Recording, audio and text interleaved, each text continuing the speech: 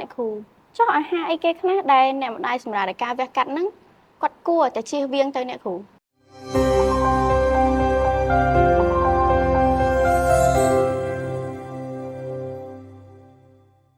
ចាសម្រាប់អាហារដែលគាត់គួរតែជៀសវាងនៅក្នុងគាត់បន្ទាប់ពីគាត់សម្រាលហើយគឺ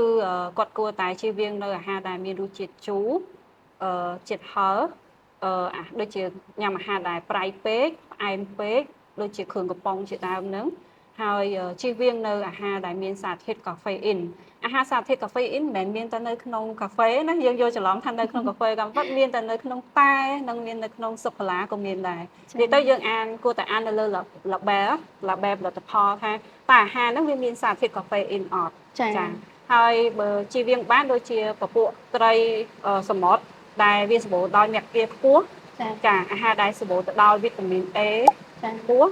ចាអាហារទាំងអស់ហ្នឹងក៏ប៉ះពាល់ទៅដល់សុខភាពដែរវាមិនត្រឹមតែប៉ះពាល់តែសុខភាពគាត់ទេវាអាចបញ្ចេញតាមរយៈទឹកដោះហ្នឹងធ្វើឲ្យប៉ះពាល់ទៅដល់កូនរបស់គាត់ដូចគ្នាដែរចាហើយជៀសវាងនៅក្បែរអ្នកដែលគាត់ជក់បារីឬក៏គួរតែជៀសវាងការញ៉ាំអាល់កុលដូចហ្នឹងហើយគួរតែជៀសវាងអាហារទាំងអស់ហ្នឹងអូចាអរគុណអ្នកគ្រូអញ្ចឹងអ្នកគ្រូបានចែករំលែកឯតាក់ទងជាមួយនឹងអាហារដែលគួរញ៉ាំនិងមិនគួរញ៉ាំសម្រាប់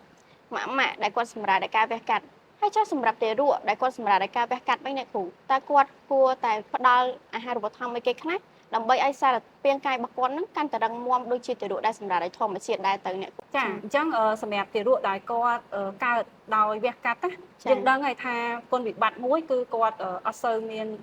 បាក់តេរីល្អឬក៏គេហៅថាប្រព័ន្ធភាពស៊ាំល្អដូចនឹងក្មេងដែលគាត់កើតដោយធម្មជាតិទេ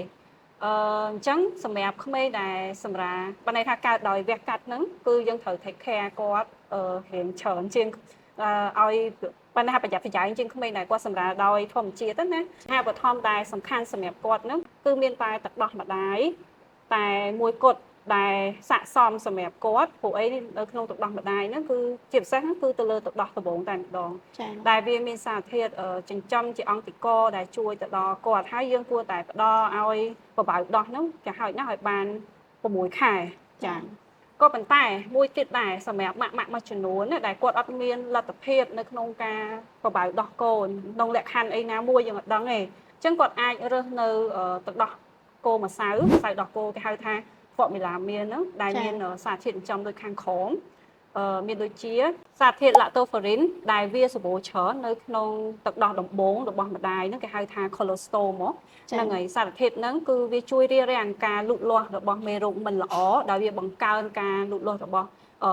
មេរោគល្អហើយមួយទៀតដែរក៏វាបង្កើនការស្រូបយកជាតិដែកចូលទៅក្នុងរាងកាយរបស់ក្មេងដើម្បីជៀសវាងកុំឲ្យកូនហ្នឹងគាត់កើតជំងឺអានេមីបានន័យថាកង្វះគ្រាប់ឈាមក្រហមនាថ្ងៃអនាគតណាចា៎